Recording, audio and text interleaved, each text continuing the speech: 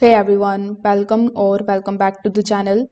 In today's video, I will show you how to fix the SIPT error in League of Legends. Now this error usually stops the game from launching or connecting properly. So first of all, you need to completely close your League of Legends game and the Riot client. Afterwards, right click on the taskbar, then click on the option of Task Manager. Now, once you are inside Task Manager, simply look for Riot and League processes running in the background.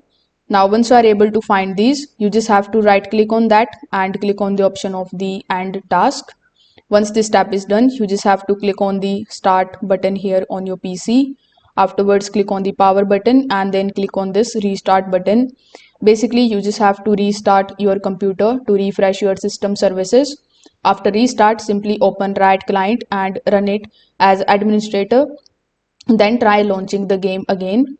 If the error still appears, you can open your antivirus or firewall settings to make sure that the League of Legends and the Riot clients are allowed. Security blocks can also cause the SIPT errors.